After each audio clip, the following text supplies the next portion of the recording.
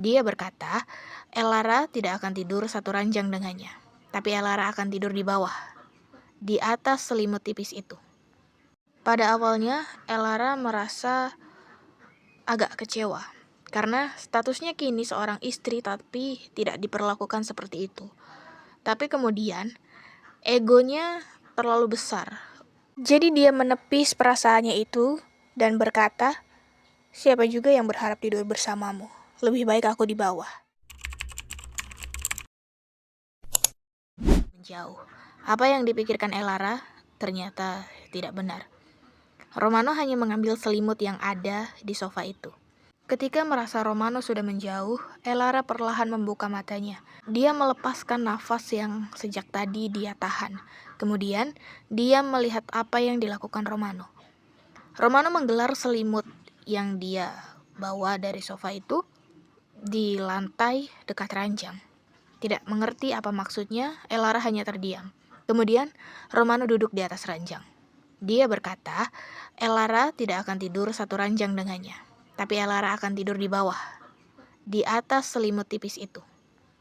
Pada awalnya, Elara merasa agak kecewa, karena statusnya kini seorang istri tapi tidak diperlakukan seperti itu. Tapi kemudian, egonya terlalu besar.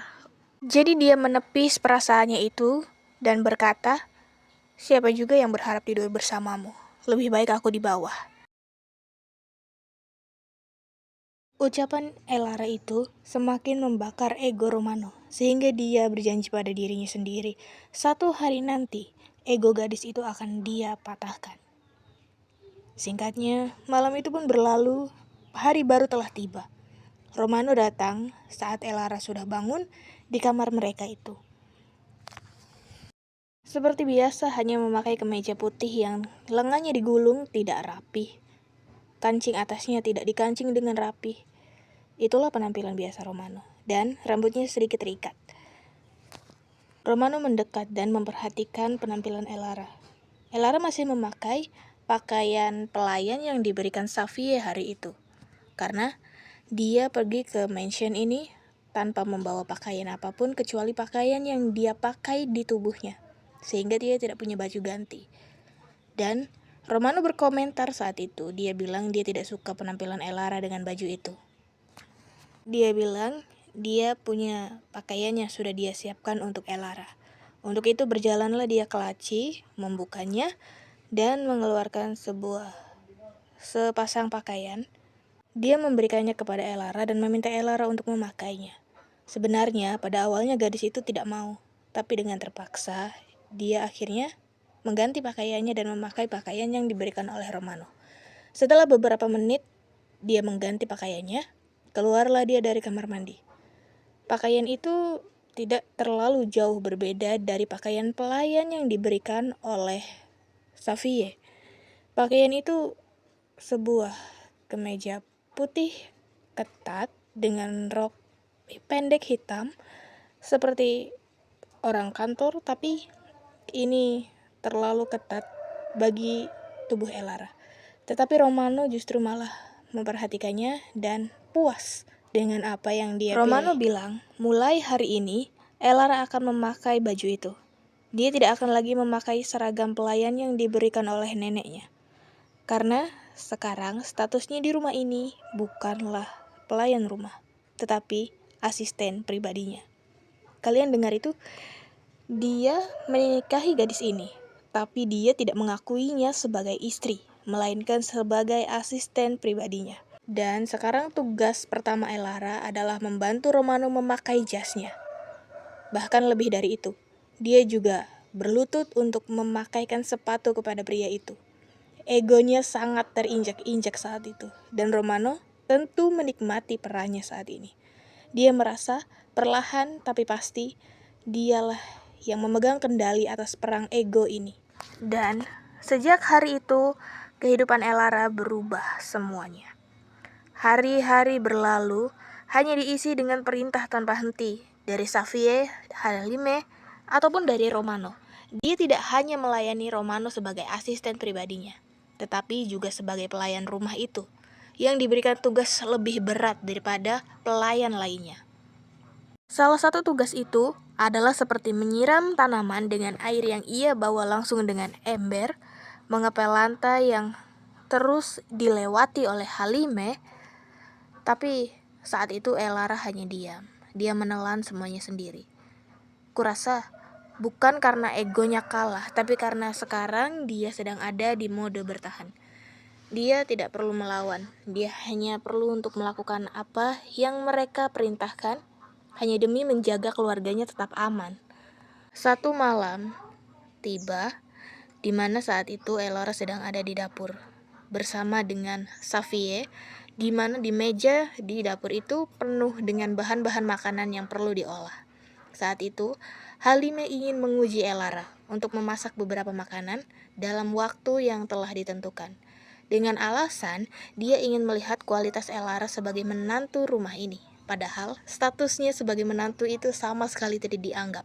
Bahkan Romano pun tidak menganggap dia sebagai istrinya. Tapi akhirnya karena dia tidak punya hak untuk melawan, menurutlah dia dan akhirnya dia memasak sesuatu. Sementara itu, Safie pergi untuk menunggu masakan itu jadi di ruang tamu. Tak lama kemudian datanglah Halime. Dia biang keladinya nih. Dia di sini merusuh. Dia mengganggu Elara. Seolah pura-pura membimbingnya dengan tepatan waktu, memberitahu beberapa petunjuk, tapi sebenarnya itu hanya membuat Elara pusing, membuat Elara kesal, tapi dia tidak bisa mengeluarkan amarahnya. Singkat cerita, akhirnya makanan itu pun jadi. Halime memanggil ibunya untuk mencicipi masakan Elara. Dan saat itu, Halime berharap ibunya merasa kecewa dengan rasa yang diberikan oleh masakan Elara. Tapi ternyata tidak. Safie mencicipi makanan itu, kemudian dia mengangguk. Dia berkata, masakannya lumayan. Dan kemudian Safie berkata pada Elara, besok akan ada seseorang yang datang dan dia ingin Elara menghandle semuanya. Dari makanan, meja, dekorasi, semua akan diambil alih oleh Elara. Elara awalnya bingung kenapa harus dia sementara pelayan di rumah itu begitu banyak. Tapi saat itu, Safie berkata, ini adalah ujian terakhirmu. Jika kau ingin benar-benar menjadi menantu rumah ini, maka lakukanlah. Dalam hati Elara menggerutu. Aku sebenarnya tidak ingin jadi menantu rumah ini.